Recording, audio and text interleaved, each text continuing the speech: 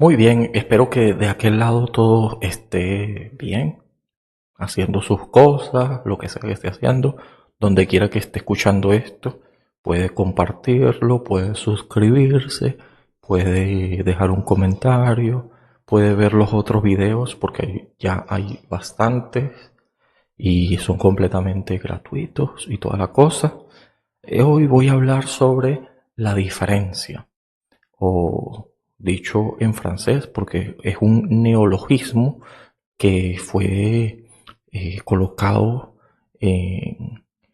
hace mucho tiempo en una obra de Jacques Derrida, quien yo he hablado por aquí de Jacques Derrida mucho antes, un filósofo, eh, yo diría que también, sobre todo en la literatura, lingüista, eh, no tanto en cuestiones literarias, sino en la comprensión de lo que es la lengua como tal, ¿no? Y tiene mucho que decirnos en su obra de la gramatología. También hay una obra que se llama justamente así, La diferencia, que por cierto, eso sonaría así algo como en francés, como es el idioma original de esta palabra, que note que es un neologismo, porque no es que sea exactamente diferencia, como se diría en francés, o difference, ahí lo escucharon, ¿verdad? Que es la traducción estilo diccionario Google, difference. Y en cambio, en francés, en francés, diferencia, diferencia es con e, ¿no? Difference. Eso es diferencia. El neologismo es porque en vez de la e, en lugar de la e, en la segunda e que debería estar, hay una a. Entonces sería difference en vez de difference. Y es un homófono, como pueden ver, como pueden apreciar, mejor dicho. Aunque la palabra ver también significa darse cuenta, ¿no?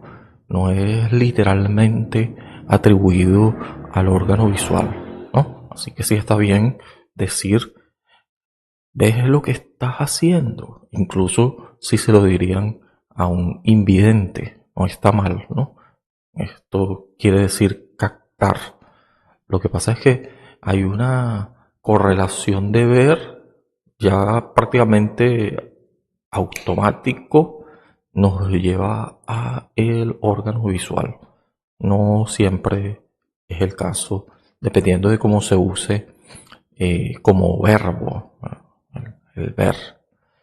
Y si se dieron cuenta, o como pueden ver, una vez más, el neologismo es únicamente por cambiar la partícula e por a, difference. Entonces esta palabra francesa que propuso Jacques Derrida, como ya les dije, va a referirse al hecho de que algo no se puede simbolizar porque desborda la representación.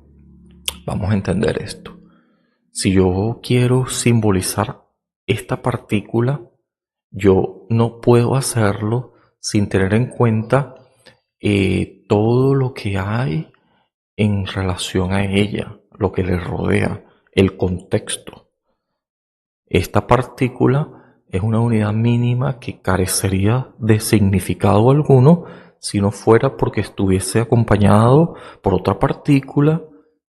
Por ejemplo, una unidad mínima arbitraria completamente es la E, ese grafema, morfema, fonema que tiene ya de por sí un sonido, pero que no representa nada.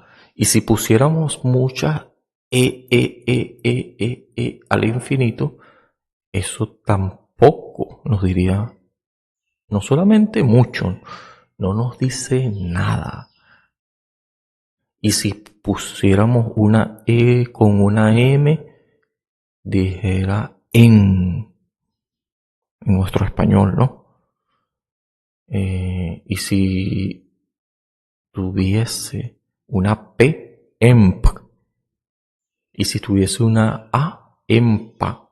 Y si tuviese una T, y así le vamos agregando otras partículas que finalmente le van agregando o se asume que se va acercando a un significante y al lado de otro y al lado de otro, eso sí que pudiera decirnos, tener sentido, decirnos algo. Por eso es que no se puede simbolizar porque desborda la representación. Es decir, hay que acudir a otras partículas, a otras unidades mínimas que son rasgos que van a por sí solo no significar nada, no tener mayor significante, pero que acompañado de otros, igualmente aislados, no tendrían ningún significante, sí que pudieran ir acercándose a un significante y con otro y otro significante darle sentido, tener una cercanía o una aproximación, mejor dicho, a un significado, al menos para nosotros, y puede que un consenso, un contrato social, que es el lenguaje, así no le hayan a usted y a mí preguntado nada para ver si estamos de acuerdo, ya esto nos precede. Es decir, ya está diseñado según una gramática, una representación de un orden sintáctico y de una expresión, no digamos semejante, sino equivalente, significado significante, que al significado no llega, nos diría Derrida también, pero que le va a poner, por eso, más preponderancia al significante que al significado, cosa que no hizo el estructuralista Saussure, ¿no? Que él llegó a explicar la lengua según este manual, libro, apuntes de las clases de él que hicieron sus alumnos, dado que la verdad es que Saussure no escribió nada, pero sí dijo mucho. Afortunadamente tenía unos alumnos que prestaban atención y que tomaron notas y que esos cuadernos de lo que él dijo nos llegan hasta nuestros días en el curso de gramática de Saussure, ¿no? Exactamente ese curso de gramática en español de Saussure sería algo como lo siguiente. Vamos a ver si lo pongo por aquí. ¿Sí? Curso de lingüística de Saussure, ¿no? Este curso de lingüística, como les decía, y para no enrollarme más, es una recopilación, un libro, ¿no? Pero en realidad forma parte de lo que pudieron escribir en sus clases Charles Barry y Albert Schweitzer. No sé si eso se lee así. De Federer de Saussure, su profesor en la Universidad de Ginebra, por allá en 1906 y 1911, que finalmente fue publicado post-morte en 1916. No porque Saussure lo haya dejado como legado, el libro completamente escrito por él, sino que son puntos de partida de la lingüística estructural, un enfoque lingüístico que el Círculo de Praga también adoptó, el Círculo Lingüístico de Praga, en el siglo XX. ¿Sí? Roy Harris, quien tradujo a Saussure, resumió la contribución de Saussure a la lingüística y al estudio de la lengua de la siguiente manera, que voy a leer un poquito. El lenguaje ya no se considera periférico a nuestra comprensión del mundo en el que vivimos, sino centra todo en él. Es central para el mundo que vivimos, para tratar de interpretarlo. Las palabras no son meras etiquetas o vocales o adjuntos comunicacionales superpuestos a un orden de cosas ya dado, sino son un producto, una colección de interacción social, un instrumento esencial a través de la cual los seres humanos constituyen y articulan su mundo. Esta visión del lenguaje típica del siglo XX ha infundido y sobre todo ha sido influenciada profundamente por el desarrollo de todas las gamas de las ciencias humanas y en particular marcado en la lingüística, filosofía, psicología, sociología, antropología. Entonces, el curso que desarrolló, que esto se parece mucho y por supuesto exactamente tiene demasiado que ver, es eso justamente lo que está impregnado, el estudio de la semiótica, que son el símbolo, significado, significante, de los que le decía que Derrida más adelante, mucho más adelante, va a invertir, ¿no? Esto de poner arriba, ¿sí? Como que si de una fracción se tratara, sino en la parte de arriba de una fracción siempre conseguimos el numerador y en la parte de abajo el denominador. Para Saussure, el numerador es el significado y el denominador el significante, el que está en la parte de abajo.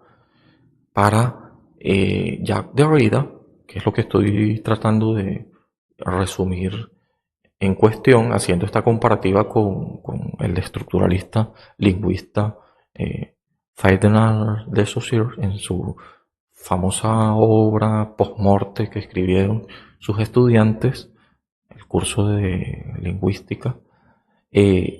Bueno, él lo veía de esa manera, en contraste con Jacques Derrida, quien para él, y eso lo explicó, eso tiene que ver mucho con el giro lingüístico también, que más eh, adelante o más o menos, eh, yo no diría más adelante, no más adelante que Derrida, sí más adelante que Saussure.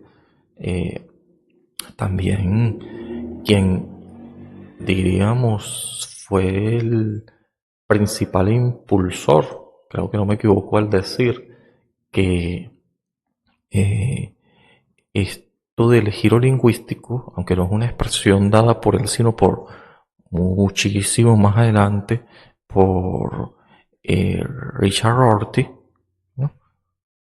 Quien expresa esto del giro lingüístico eh, en inglés, que fue como escribió en su obra, es el que le va a dar este nombre, ¿no? ¿Sí? Pero, pero es Wittgenstein quien va digamos, eh, sacudir esta idea, expresarla, generarla en 1953 con su obra Tractatus Lógico-Filosóficus, ¿sí?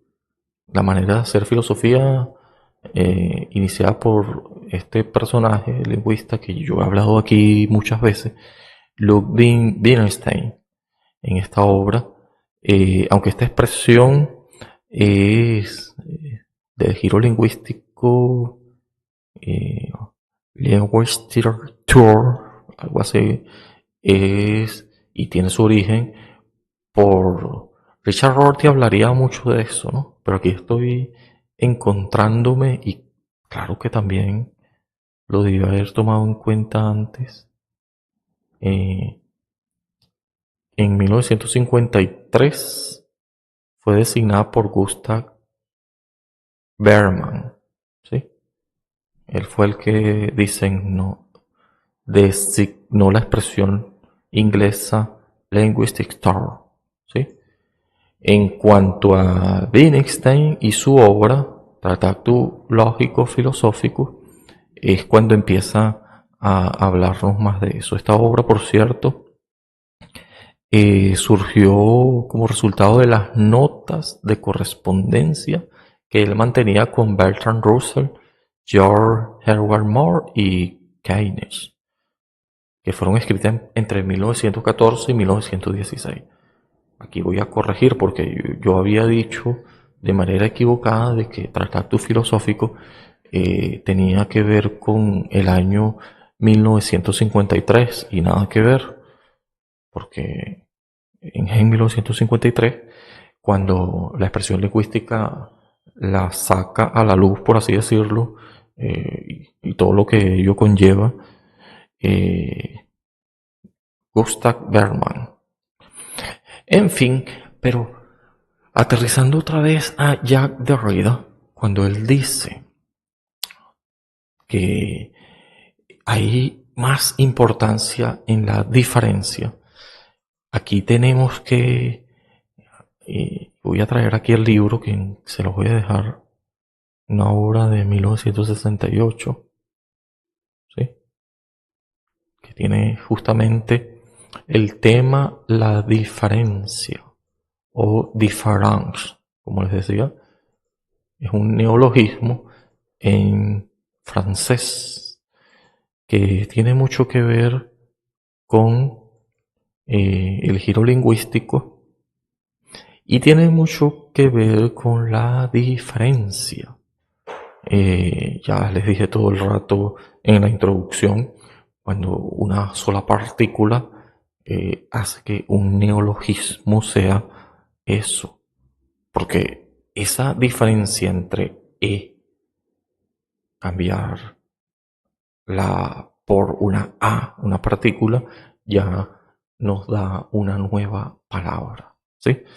Y estas partículas no nos deberían sorprendernos. Las unidades mínimas, las oposiciones fonológicas distintivas, es decir, las diferencias, lo negativo, no lo positivo, ¿sí? Porque diferencia es algo que pudiéramos catalogar de izquierda a negativo, ¿verdad?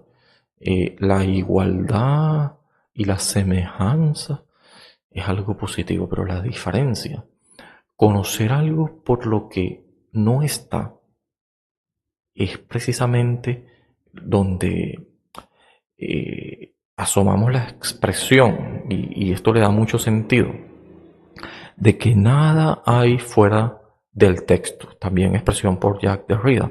¿Qué nos viene a decir a esto?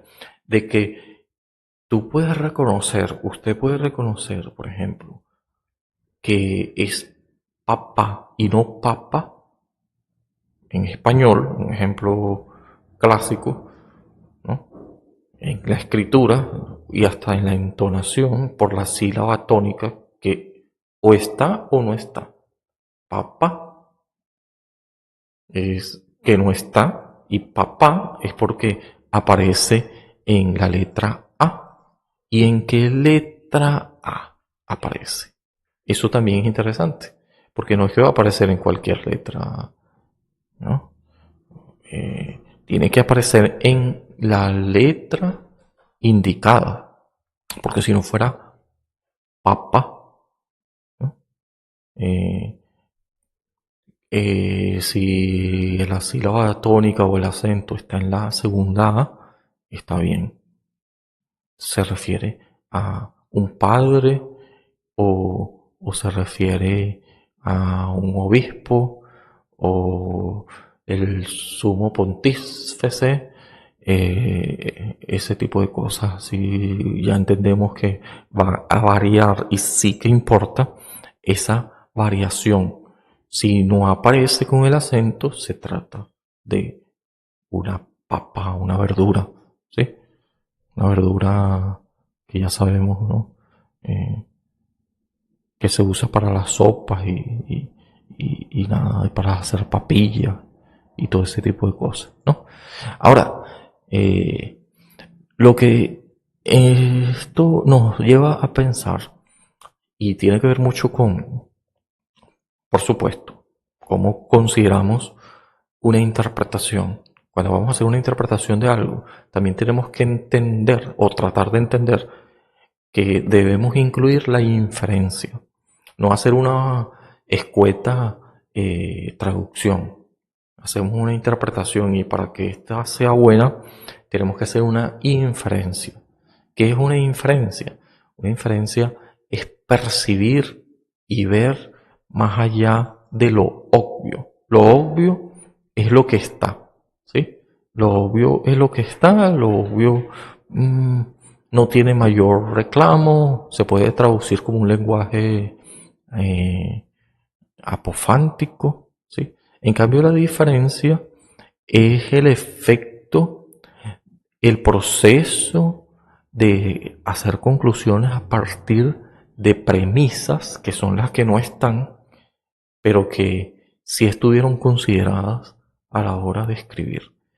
Es decir, yo por lo menos cuando me siento a escribir y cuando me propongo estas ideas que al mismo tiempo las estoy pensando, yo estoy permanentemente seleccionando qué decir y discriminándolo sobre algunas cosas que, si bien las pensé, también inmediatamente yo capté que esto no lo puedo decir o no lo debería decir en este momento. Es decir, las cosas que no quiero decir son más que las que finalmente, usando un filtro, y dígame si es a través de la escritura, que por cierto, Derrida le va a dar mucho más importancia a la lengua escrita, porque la lengua escrita se perpetúa más. En todo caso, cuando hay un filología, la filología es una ciencia que por cierto, eh, no se atribuye, y esto ha sido una pelea de larga data, incluso Derrida pasó por eso, no lo querían aceptar en los círculos de filosofía, porque lo que era así era lengua y no tenía nada que ver con la filosofía, mucho menos han querido aceptar la lengua en la ciencia, lo tiran por allá en las ciencias sociales, y claro que está bien, pero cualquier ciencia, cualquier cosa que se pueda expresar, está mediada por el lenguaje. Y aquí hay una pregunta interesante, ¿será que se puede decir que el lenguaje precede incluso a lo que se pueda pensar? Estamos codificados en una lengua particular y si no fuera por la lengua no pudiéramos pensar. ¿Qué viene primero? ¿Pensar o la lengua? Eh, la filología es esta ciencia que estudia las culturas tal como se manifiesta en su lengua, en su literatura, principalmente a través de los textos escritos. Y por eso es que lo traje aquí, por cierto. Este escritor, poeta, que también dicen que es filósofo por excelencia, se le ha dicho, aunque él no escribió de una manera estructural como para alcanzar ideas filosóficas del modo clásico, como escriben los filósofos, más bien escribió de manera más literaria. Estoy hablando de este personaje quien dijo que el lenguaje es un ejército móvil de metáforas, ¿no? Ejército móvil de metáforas. ¿Dónde dijo eso? En la Gaia Ciencia. Y estos escritos son literarios porque son como novelas, tienen mensajes que se pueden extraer de allí, pero están muy sujetos a la interpretación. que pudiera variar demasiado, pero hay cierto consenso de cómo se puede interpretar a este autor infiriendo su vida y lo que él dijo, también lo que quería decir, la intencionalidad detrás de sus escritos. Más allá de que estas obras de este escritor, ¿sí? Quien estoy recordándome de él porque es principalmente no filósofo, sino filólogo, ¿sí?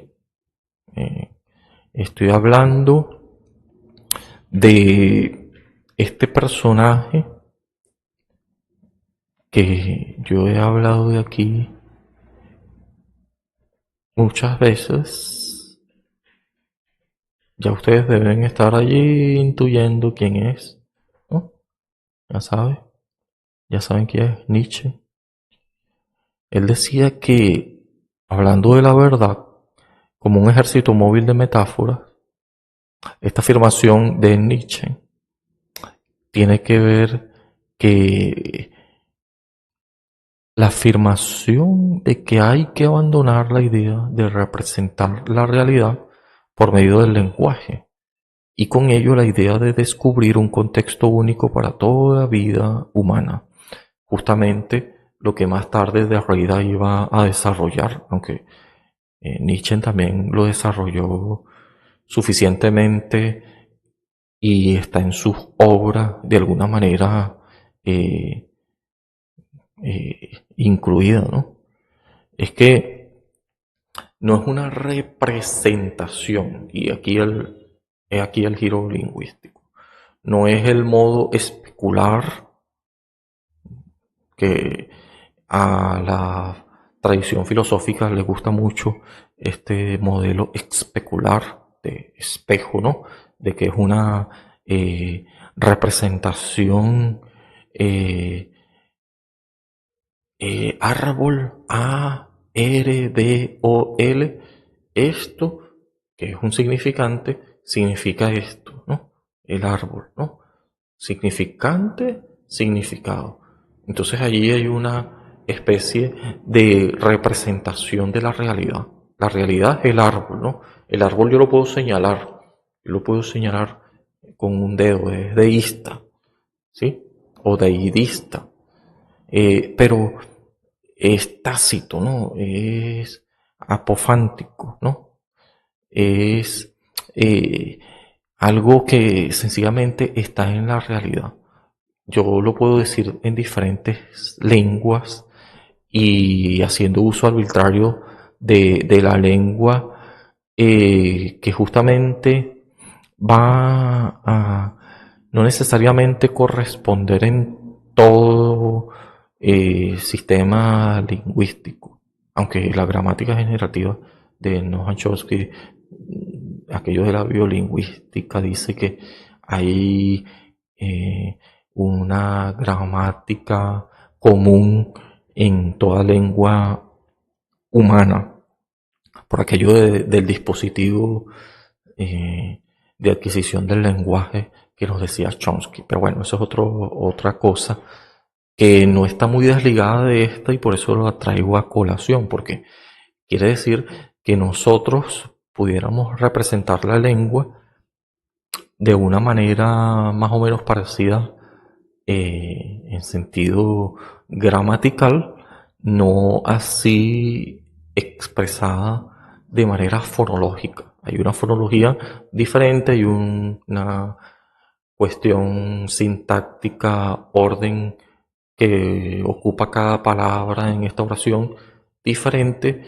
Si vas a tener reglas gramaticales, por supuesto toda lengua la va a tener, pero va a ser distinta, aunque no tan distinta, irreconciliable como para no intuirla por medio de un análisis de interpretación, es decir, puede ser interpretable, diría Donald Davidson.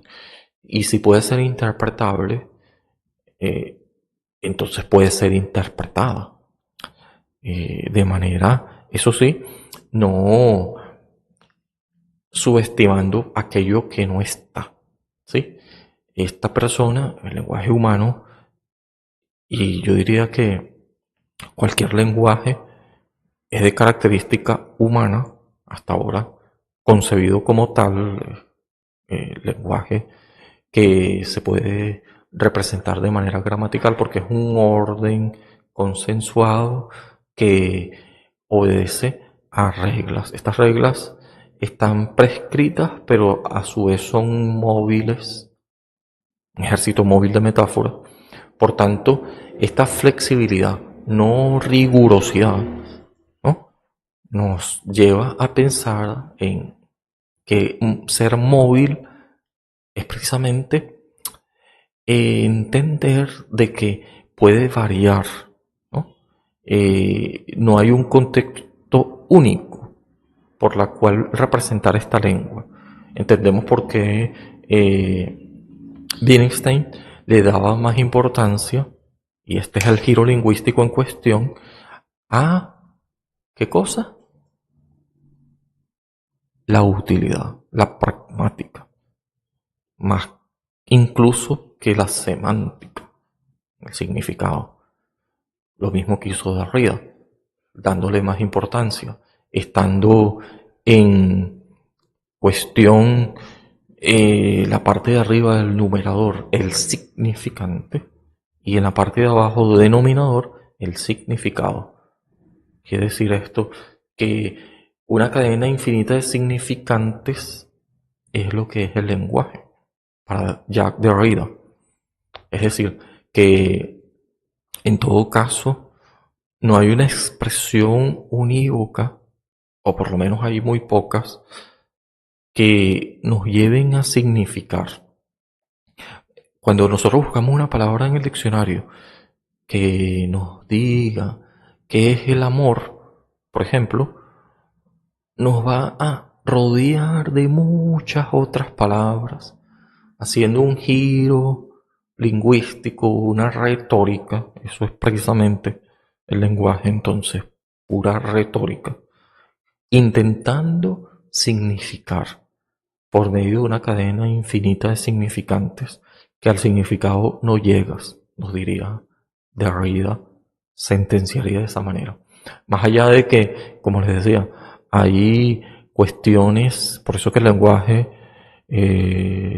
no es una única cosa posible, es muy limitado, ¿sí? Más allá de la realidad que pueda representar el lenguaje, diferentes realidades, como decía Wittgenstein, es cuestión de que más bien uno se aprenda el juego del lenguaje en diferentes contextos, ¿no? Más allá de que yo tenga mi léxico último, como nos diría también Richard Rorty, en la cual yo hago un bucle, ¿sí?, y encuentro un léxico último, yo hablo de esto y termino prácticamente siempre hablando de lo mismo, reforzando una idea permanentemente, asumiendo esto con mucho cuidado porque pudiera caer en el sesgo de confirmación. Yo estoy hablando de cosas que van a reproducir la mismidad, mi misma idea, reforzándola vez tras vez. Y cualquier otra idea que sea irreconciliable, inconmensurable con la mía, que otro grupo tenga, un grupo lingüístico en particular, o una persona que aún hablando mi misma lengua tenga otro concepto, otra cosmovisión, y yo riño con ella sin ni siquiera detenerme a entender el juego del lenguaje, porque esta persona piensa como piensa. Diría Donald Davidson, es caer en los dogmas del empirismo, sin considerar el por qué esta persona dice lo que dice. El principio de caridad, de la que también Donald Davidson nos diría que va a ser importante para inferir, para entender el juego, el lenguaje del otro, la cosmovisión, porque piensa como piensa, ¿no? El monismo anómalo de la que nos hablaba. Más adelante podemos hablar de cuál era concepción de lo que es la interpretación desde el punto de vista de Donald Davidson, pero no me voy a alejar del tema. El tema en cuestión es que la diferencia, difference, ¿no?, con A y no con está muy arraigada a las oposiciones fonológicas distintivas. Lo que hace diferente a algo es aquella partícula que está. Porque esta está, porque esta no está. Nada ahí fuera del texto, pero esta nada es la que me va a dibujar este algo. Es decir, si yo tengo un espacio infinito y yo ahí deposito un lápiz en este conjunto, este espacio, este universo, me va a servir de telón de fondo. Si hay un montón de puntitos, yo en medio de tantos puntitos, y si todos son exactamente iguales, yo no puedo hacer nada de interpretación allí. No hay algo ininteligible. La ininteligibilidad lo que hace algo inteligente, es decir, descifrable, interpretable, va a ser la diferencia, aquello que no está. Y es el telón de fondo, como asumiría también mucho antes este filósofo Immanuel Kant, relacionando el espacio-tiempo como algo que se asume a priori, no a posteriori. Ya el espacio-tiempo, ese telón de fondo está, ¿sí? Aunque está vacío aparentemente, sin que estuviese ese vacío, sin que estuviese o sin contar con ese fondo, nada se puede colocar allí. Es como, por ejemplo, yo tengo un ropero y es allí donde yo puedo empezar a poner ropa. Habría que ver qué tipo de ropa es esa, qué color tiene, si es femenina, si es masculina, de qué tamaño o talla es, cuál es el estilo. Todas esas diferencias van haciendo que este espacio, tiempo, lugar que ocupa en un tiempo determinado, todo lo que yo voy a colocar allí, objetos, ropa, llámese zapatos, cuestiones distintas, esa diferencia, ¿sí?, es la que me va a hacer distribuir de alguna manera o hacer que ocurra una cadena hablada, porque hay unos significantes distintos que en conjunto, entendiéndolos como un todo, van a hacer que yo tenga una interpretación más cerca de la realidad. Ni hablar de lo real, ¿no?, que es el noúmeno. Yo estoy hablando de la realidad. Lo que Jacques Lacan diría en su momento hablando de los registros, registro imaginario, registro simbólico y el registro real. Que por cierto, el registro simbólico y el registro imaginario tiene que ver mucho con esta representación de la semiótica, significado significante, y es allí donde está la lengua, donde ocurre la lengua. Sin lengua, si nos quitan estas dos, nos quedamos con lo real, nos impactamos con lo real, como diría en su momento Jacques Lacan también. Entonces, aquí me estoy explayando mucho en temas que debería desarrollar más, deberías ir desarrollando en otro momento, dedicarle un tema específico, por ejemplo, a Jacques Derrida, y creo que no lo he hecho específicamente, sí he hablado de él en otro lugar, en otro tema del podcast, sobre los registros simbólicos, pero la realidad es las cuestiones existenciales, ¿sí? Algo que existe. Es verdad que una realidad puede ser variopinta, puede ser, como decía, ya les mencioné, ¿no? Y aquí podemos estar completamente de acuerdo con esto del ejército móvil de metáfora, porque resulta que hay contextos diferentes por medio de lo que es una representación de la realidad muy particular dependiendo del contexto. Eso no quiere decir de que no exista una verdad.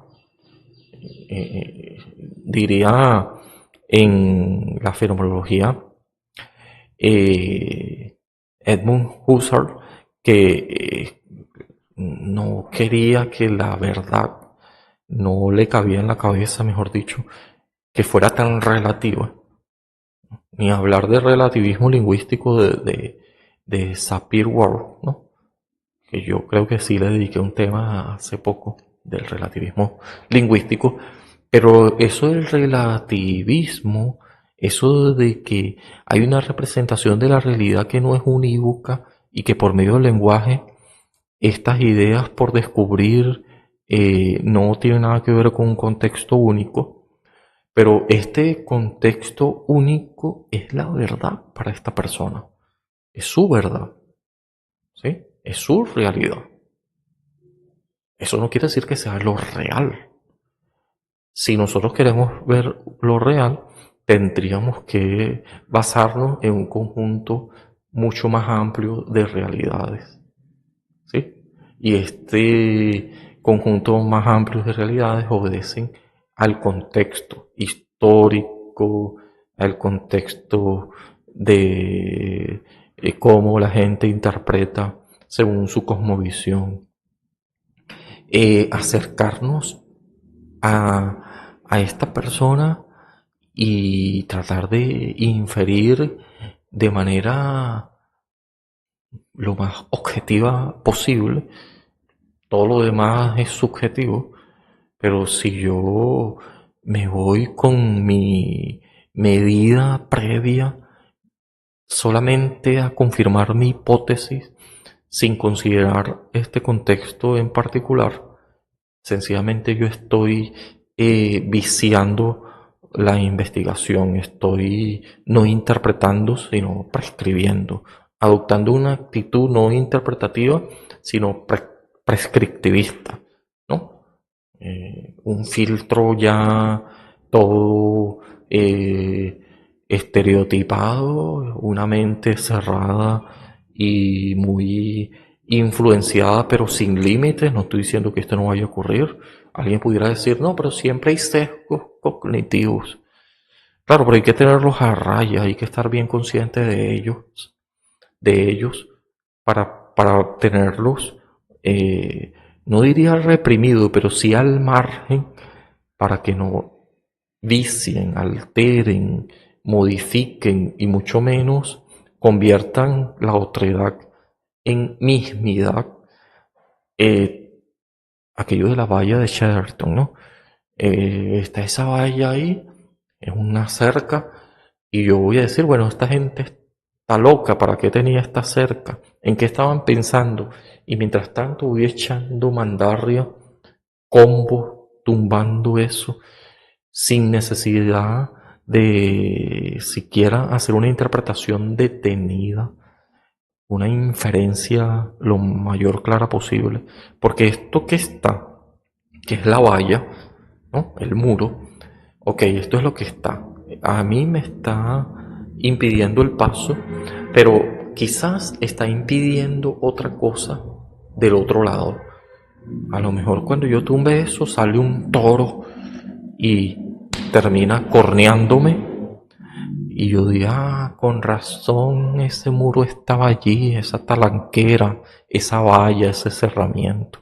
Pero si yo antes de tumbar esa valla, y no me tengo que dar contra el muro, no me tengo que ni mucho menos encontrar con el toro liberado o con el león liberado, solamente por una interpretación a priori y no a posteriori, yo tengo que ver, okay, hacer un análisis lo más exhaustivo que se pueda, ¿sí? Un esfuerzo diligente antes de tomar una acción. O en pocas palabras, no derribes, destruyas algo antes de conocerlo, ¿sí? Tienes que conocerlo. No te metas en una situación embarazosa sin haber hecho un análisis, al menos un esfuerzo posible por conocer antes de tomar acción, ¿sí? Porque cada acción tiene consecuencias y puede deberse a no un hecho fortuito, sino un hecho no eh, meditado, no eh, considerado, porque de todas maneras no quisiste y te fuiste de brosa, como dicen, ¿no? Te fuiste eh, precipitadamente a un abismo, entrar en lo desconocido. eh, y es verdad que cuando uno está investigando, hay una expresión que a mí me gusta mucho, que eh, por ejemplo cuando descubrieron la penicilina, ¿no? Cómo fue el hecho de descubrir, dar con la penicilina, ¿no? ¿Acaso fue algo que se tuvo en cuenta cuando en 1928 Alexander Fleming, aquí me estoy acordando de eso porque como, aunque también dicen que fue Louis Pasteur, ¿no? Eh, quien observó este fenómeno mucho más antes, en 1877. Pero bueno, vamos a eh, la cepa de Pasteur que él identificó fue denominada Scipulum notatum. ¿Eh? Esos son términos inglés, ¿qué inglés? Eh, de lo que son estos nombres científicos que siempre son un, una cuestión binomial, ¿no? Sí. Ok, pero bueno, sí. Se le atribuye a Alexander Fleming el descubrimiento de los antibióticos. Pero esto fue pura serendipia, es el término. ¿Sí? ¿Qué es serendipia? Serendipia. Eh, Todo ocurrió, hablando de Alexander Fleming, y su hallazgo y descubrimiento que él ni siquiera estaba buscando. Y esto justamente es lo que significa la expresión serendipia. Todo ocurrió cuando el científico escocés se fue de vacaciones, olvidó una placa de cultivo bacteriano que tenía por ahí en su laboratorio, donde por casualidad creció un hongo y nada. Allí, este ejemplo, que es el más conocido de serendipia, o el más relevante, no sé si deben haber muchísimos más. Y bueno, este primer antibiótico abrió la puerta a mucha más investigación, lo que revolucionó el curso de la patología infecciosa, elevó la esperanza de vida humana, fue el punto de partida para la búsqueda de cómo se podía regenerar las células y vencer infecciones, y esto alargaría la vida humana. ¿Sí? Este término, por cierto, fue otra vez, es un neologismo en su momento, estamos hablando de 1754, cuando el político y escritor británico Horace Walpole, en 1717-1797, la trayectoria de la vida de Walpole, él lo tomó en un relato tradicional, hablando de el término inglés neologismo para entonces, 1754, de serendipia. Ese relato tradicional persa en el que el príncipe Serendip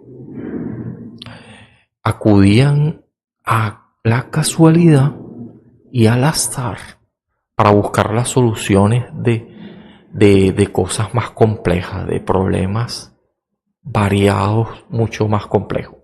Entonces, por la casualidad, uno pudiera abrir una caja de Pandora y encontrarse cosas buenas como la penicilina, caso Alexander Fleming, pero también pudieras encontrarte con un toro, un león, ¿sí? Así que no le dejes todo a la casualidad.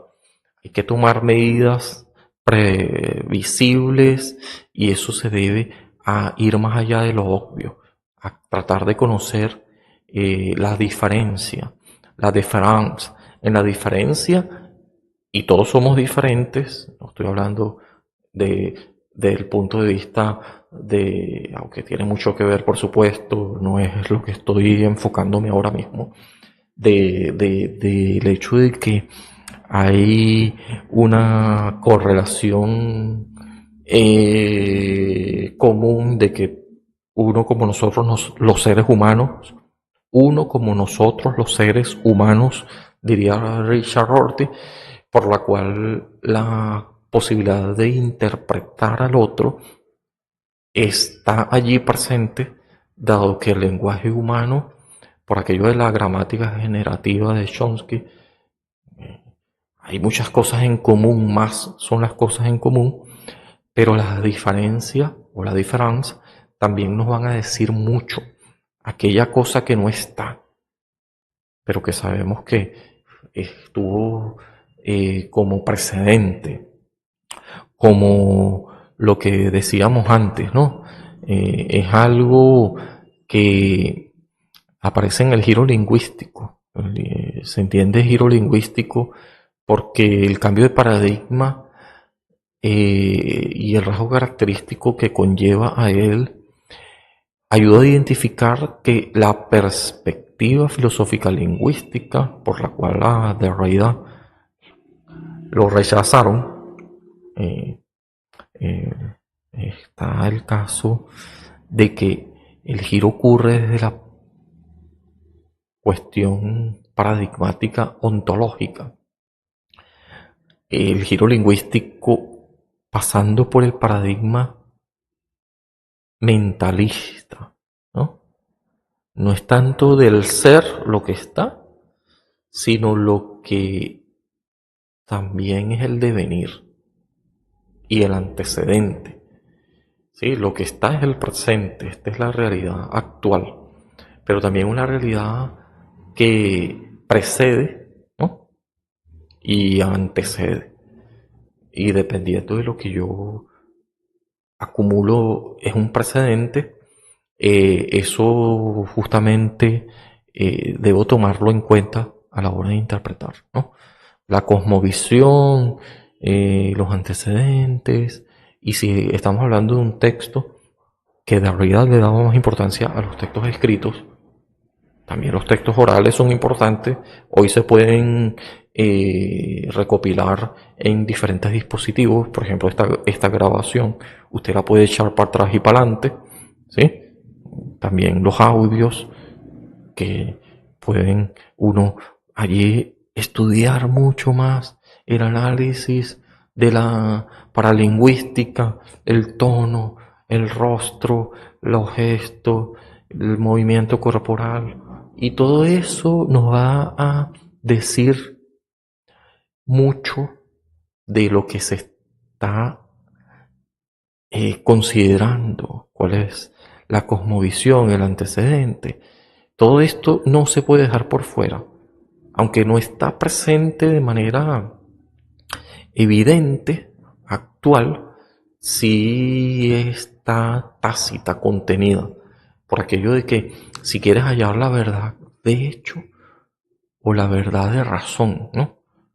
Y esto es un tema que yo hablé en algún momento. La verdad de hecho no considera solamente lo fáctico, ¿sí?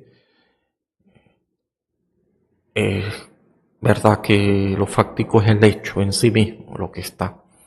Pero si yo no considero que el predicado no siempre está contenido en el sujeto, ¿sí? No va a ser el caso un triángulo, es obvio, ¿no? ¿Qué es un triángulo? Una figura de tres ángulos. Es que el mismo nombre lo dice, es obvio, obvio, obvio. No todo es obvio. Y cuidado con que las obviedades vengan de su propia interpretación sin tomar en cuenta a la otredad. Es decir, la intencionalidad.